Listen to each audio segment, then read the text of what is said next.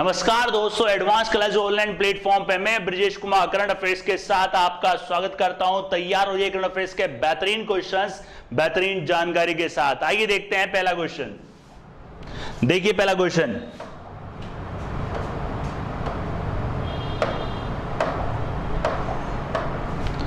सतत विकास लक्ष्य सूचकांक 2021 में भारत का कौन सा स्थान है। दोस्तों सतत विकास लक्ष्य ध्यान रखना, सस्टेनेबल डेवलपमेंट गोल्स,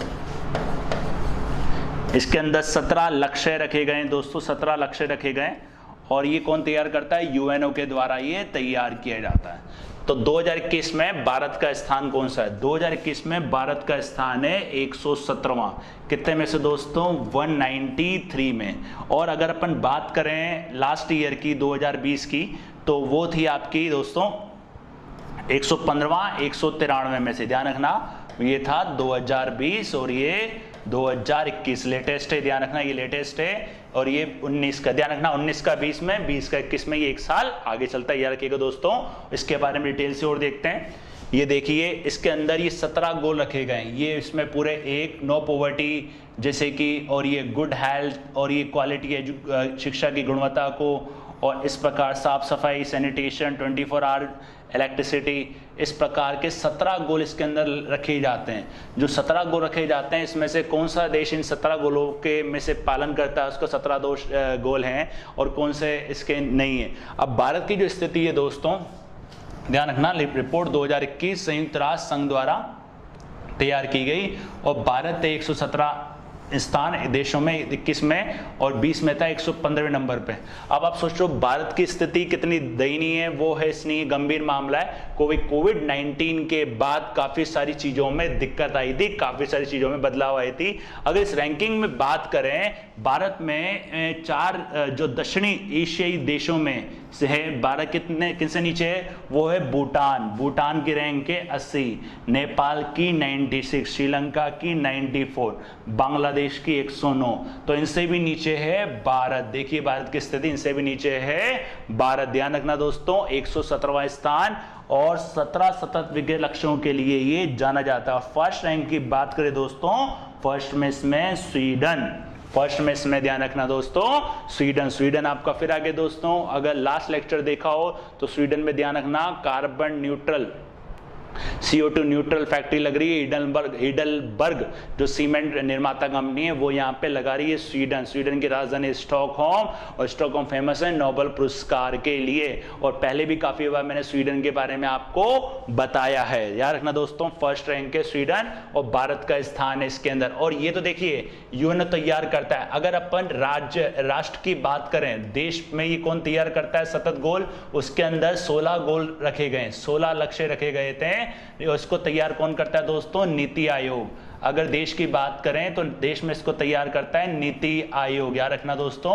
और देश में पहले नंबर पर कौन सा था जिसमें सतत लक्ष्यों के अंदर? केरला। बताया था दोस्तों आपको, केरला पहले नंबर पर था, अगर लेक्चर आपने ध्यान से देखे हो तो।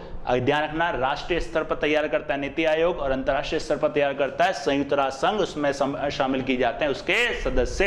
राइट, नेक्स्ट देखते हैं दोस्तों।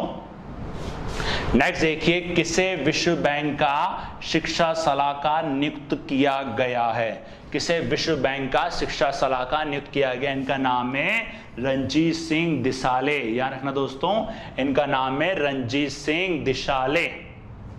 राइट, रणजीत सिंह दिसाले। अब जो ये हैं दोस्तों रणजीत सिंह दिसाले, आप देख सकते हैं विश्व बैंक के शिक्षा सलाहकार। विश्व बैंक जानते ही दोस्तों, स्थापना 1944 में हुई थी, और मुख्यालय इसका अमेरिका में। राइट, ध्यान रखना। और जून 2021 से 2024 तक विश्व बैंक के सलाहकार, शैक्षिक शिक्षा सलाहकार रहेंगे ये। और 2020 में इनको ग्लोबल टीचर अवार्ड से भी सम्मानित होने वाले ये पहले भारतीय हैं। ध्यान रखना, 2020 में ग्लोबल टीचर अवार्ड से सम्मानित होने वाले पहले भारतीय। ध्यान रखना, इनका नाम है रणजीत सिंह दिसाले। रणजीत सिंह दिसाले। राइट, नेक्स्ट देखते हैं दोस्तों। नेक्स्ट देखती है फॉर्मूला 1 अजरबैजान ग्रैंड प्रिक्स किसने जीती। ग्रैंड प्रिक्स आप समझ गए होंगे दोस्तों, ये क्या होती है, रेसिंग होती है, रेसिंग होती है, कार रेसिंग, ध्यान रखना। और ये उन रोडों पे की जाती है जो सरकारी रोड होते हैं, जो बंद पड़े होते हैं, वहां पे इनको किया जाता है रेसिंग। और इनके बारे में मैंने आपको बताया था, लुइस हैमिल्टन किसके ड्राइवर हैं दोस्तों, मर्सिडीज के ड्राइवर हैं, ध्यान रखना। ये हैं आपके रेड बुल के, ये हैं रेड बुल, और सर्जियो पेरेज ये भी हैं आपके रेड बुल के। अब इसमें पूछा है फॉर्मूला 1 अजरबैजान ग्रैंड प्रिक्स किसने जीती। अजरबैजान की ग्रैंड प्रिक्स से दोस्तों देश का नाम यहाँ पे आ जाता है, सर्जियो। ये किसने जीती आपकी, सर्जियो पेरेज ने, सर्जियो पेरेज ने, ध्यान रखना दोस्तों, सर्जियो पेरेज ने। और पहले ही मैंने लुइस हैमिल्टन के बारे में बताया है, इन्होंने भी जीती है। इन्होंने जीती कौन सी दोस्तों, स्पेनिश ग्रैंड प्रिक्स, ध्यान रखना दोस्तों, स्पेनिश ग्रैंड प्रिक्स, ध्यान रखना। स्पेनिश ग्रैंड प्रिक्स की बात करें इस साल की, तो किसने जीती है दोस्तों, लुइस हैमिल्टन ने। और मैक्स वेस्टरपन ने जीती है दोस्तों, ये जीती है Monaco grand prix, Monaco grand prix, ध्यान रखना दोस्तों, ग्रैंड प्रिक्स। और अजरबैजान वाली किसने जीती है दोस्तों, वो जीती है सर्जी पेरेज, रेड बुल के ड्राइवर, ध्यान रखना दोस्तों, ये भी रेड बुल के, ये भी रेड बुल के, राइट। इसमें देखिए दोस्तों, ये हैं आपके फॉर्मूला 1 अजरबैजान। अजरबैजान की राजधानी दोस्तों, इसकी राजधानी है बाकू, ये है इसकी राजधानी। और अगर मुद्रा की बात करें दोस्तों, मुद्रा इसकी मनत, मुद्रा है मनत। और जीती किसने, सर्जियो पेरेज ने, रेड बुल के ड्राइवर। रेड बुल में शामिल होने के बाद इनकी ये पहली जीत है, रेड बुल में शामिल होने के बाद इनकी ये पहली जीत है, राइट दोस्तों। नेक्स्ट देखते हैं, नेक्स्ट देखिए, सामी खेदीरा का संबंध किस क्षेत्र से है। सामी खेदीरा का संबंध, ये हैं आपके खिलाड़ी, ये हैं आपके खिलाड़ी, ध्यान रखना दोस्तों, ये हैं आपके खिलाड़ी। सामी खेदीरा ने संन्यास लिया है। और ये कौन है, फुटबॉल खिलाड़ी, फीफा विश्व कप विजेता टीम के खिलाड़ी हैं। जर्मनी को इन्होंने फीफा विश्व कप जिताया था। फीफा ध्यान रखना दोस्तों, federation international football association, federation international football association, association, ध्यान रखना दोस्तों, फीफा, राइट। और इसका मुख्यालय दोस्तों स्विट्जरलैंड में, स्विट्जरलैंड में इसका मुख्यालय है। और 2022 के फीफा वर्ल्ड कप दोस्तों कहाँ होंगे, ये होंगे आपके कतर में, ध्यान रखना। फीफा 77 मैच इन्होंने खेले हैं और 7 गोल इन्होंने किए हैं। इन्होंने हाल ही में संन्यास लेने की घोषणा की है, ध्यान रखना दोस्तों, सामी खेदीरा। नेक्स्ट देखिए, 1232 kilometre the long journey home किसके द्वारा लिखी गई है, किसके द्वारा लिखी गई। ये फिल्म निर्माता है जिनका नाम है विनोद कापरी, विनोद कापरी। ये 7 लोग थे दोस्तों जो गाजियाबाद, यूपी, गाजियाबाद से चले थे कहाँ तक, सरसा तक। सरसा कहाँ पड़ती है, बिहार में, बिहार में। और ये कहाँ पड़ता है, यूपी। ये 7 लोगों ने दूरी तय करी थी, किससे, साइकिल से। और पूरे लोगों का मतलब लॉकडाउन, भूख के, थकावट के, प्यास के, मरे हुए, मतलब इस तरीके से मजबूर होकर इन्होंने पूरी तय करी थी। क्या क्या तकलीफों का इन्होंने सामना किया है। 7 लोग थे, 3 नाम, ये रितेश, राम बाबू, मुकेश, और 4 लोग और भी हैं दोस्तों, ध्यान रखना। पूरे नाम की कोई जरूरत नहीं है, बस ये थोड़े से ध्यान रखना। इसको लिखा है विनोद कापरी ने, ध्यान रखना, विनोद कापरी, फिल्म निर्माता विनोद कापरी। 1232 kilometre the long journey home, ये देखिए खुदा, ये देखिए खुदा जाने ये बंटवारा बड़ा है, ये वो बंटवारा बड़ा था गुलजार, ध्यान रखना। 7 migrants, 7 days 7 nights, the long journey home. ये देखिए 7 लोग किस तरीके से ये लॉकडाउन में, मतलब आपको याद है लास्ट टाइम इतना सख्त लॉकडाउन था, पुलिस द्वारा रोका जा रहा था जगह जगह, मतलब काफ़ी दिक्कतें थी। ये प्रवासी मजदूरों की हालत सबसे ज़्यादा खराब हुई थी, ध्यान रखना। और ये हॉपर कॉलिंग्स द्वारा प्रकाशित की जाएगी। 7 प्रवासी कामगारों की कहानी है ये, जिन्होंने गाजियाबाद से सरसा बिहार तक का सफ़र किया था। 1232 किलोमीटर की यात्रा, इनके पूरे संघर्ष के बारे में ये बताया गया, किस तरीके से उन्होंने अपनी यात्रा कंप्लीट करी है 1232 किलोमीटर की, वो इसके अंदर बताया गया कोविड-19 के दौरान। नेक्स्ट देखते हैं दोस्तों। नेक्स्ट देखिए, रत्नाकर बैंक लिमिटेड का नया एमडी किसे बनाया गया है? ध्यान रखना दोस्तों, इसे आरबीएल के नाम से भी जाना जाता है।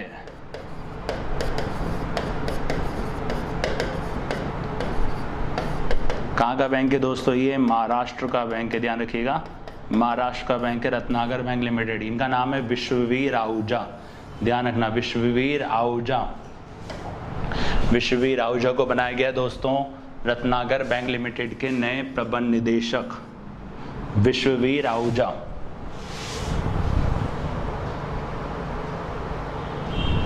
राइट, नए प्रबंध निदेशक।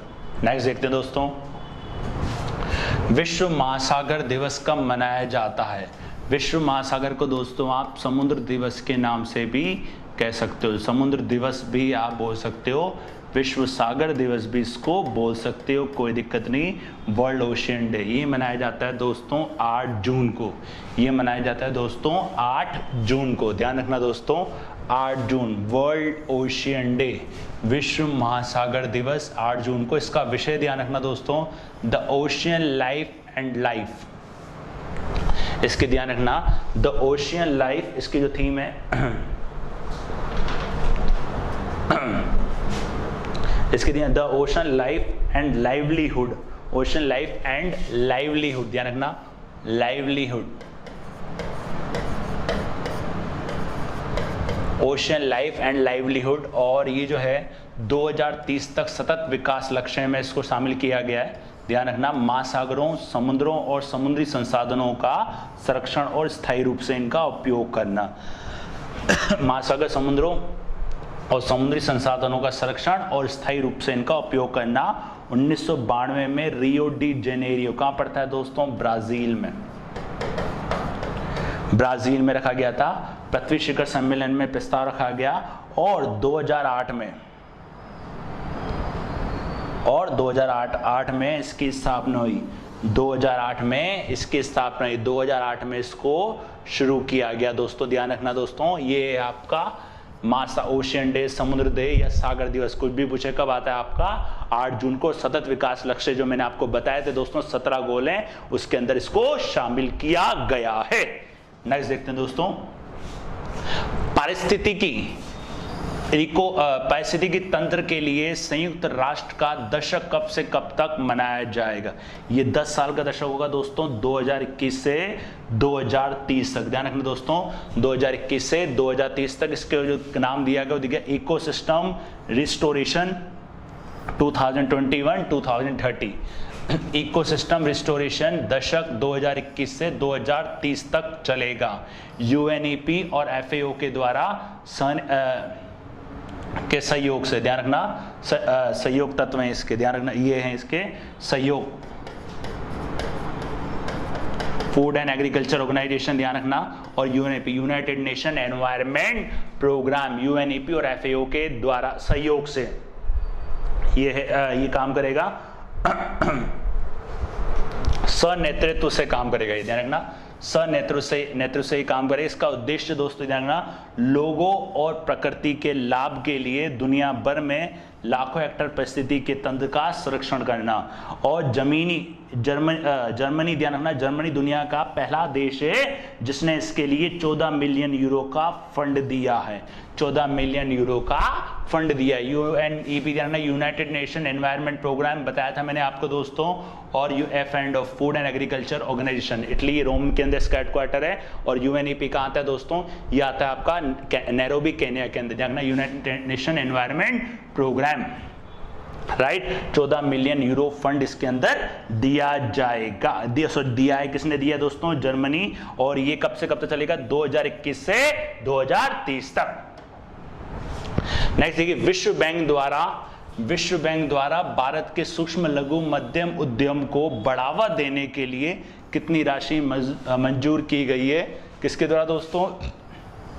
विश्व बैंक के द्वारा। अब देखिए दोस्तों, विश्व बैंक जैसे आपके मन में आया तो आप सोचो विश्व बैंक पहले भी आया था, क्यों आया था? विश्व बैंक के शिक्षा सलाहकार कौन थे? रंजीत दिसाले, वो भी रिसेंटली आए थे पहले वाले क्वेश्चन में। ऑटो में देखो क्या होता है, करंट अफेयर्स कभी भी पढ़ के याद नहीं कर सकते। आप करंट अफेयर्स की कड़ी से कड़ी बनाओगे तो लॉन्ग टर्म तक करंट अफेयर्स को याद रख सकोगे। दोस्तों ये है 500 मिलियन की राशि, 500 मिलियन की राशि ये दी गई है, ध्यान रखना इसको। विश्व बैंक द्वारा एमएसएमई को, micro small and medium enterprises, ध्यान रखना, micro medium and small enterprises 500 medium MSME क्षेत्र को पुनर्जीवित करने के लिए, क्योंकि कोविड-19 के दौरान काफ़ी सारे उद्योग बंद हो चुके हैं, काफ़ी सारे उद्योग घाटे में चले गए, तो उन उद्योगों को जीवित करने के लिए, उन उद्योगों को दोबारा से उठाने के लिए विश्व बैंक द्वारा ये सहयोग राशि दी गई है $500 मिलियन की। किस तरीके? क्योंकि क्या होता है, किसी भी राज्य, किसी भी देश के मतलब तंत्र के अंदर महत्वपूर्ण हिस्सा होता है उद्योगों की। अर्थव्यवस्था पूरी उद्योगों से ही चलती है, मतलब द्वितीय क्षेत्र में शामिल किया जाता है उद्योगों को, ध्यान रखना, राइट। और यही क्या करता है, द्वितीय क्षेत्र रोजगार का सृजन भी करता है, राइट। नेक्स्ट देखते हैं, किसे पेट्रोलियम और प्राकृतिक गैस नियामक बोर्ड का नया अध्यक्ष बनाया गया है? किसे पेट्रोलियम और प्राकृतिक गैस नियामक बोर्ड का नया अध्यक्ष बनाया गया है? ये हैं आपके संजीव सहाय, याद रखना दोस्तों, ये हैं आपके संजीव सहाय को बनाया गया। संजीव सहाय, ध्यान रखना दोस्तों, ये हैं आपके संजीव सहाय को बनाया गया है। राजीव सहाय, ये है राजीव शाह हैं दोस्तों।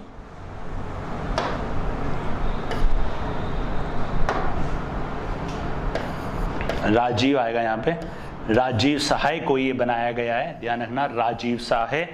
और ये हैं आपके PNGRB, पेट्रोलियम और प्राकृतिक गैस नियामक board, petroleum and natural gas regulatory board, इसका मुख्यालय है नई दिल्ली में। और इसके ध्यान रखना, राजीव नंदन सहाय अध्यक्ष, इसके अध्यक्ष हैं राजीव नंदन सहाय को इसका चेयरमैन बनाया गया है, राइट। ये थे आपके 10 बेहतरीन क्वेश्चन, 10 बेहतरीन जानकारी के साथ। मिलते हैं नेक्स्ट क्लास में नेक्स्ट नए क्वेश्चन के साथ, तब तक के लिए धन्यवाद।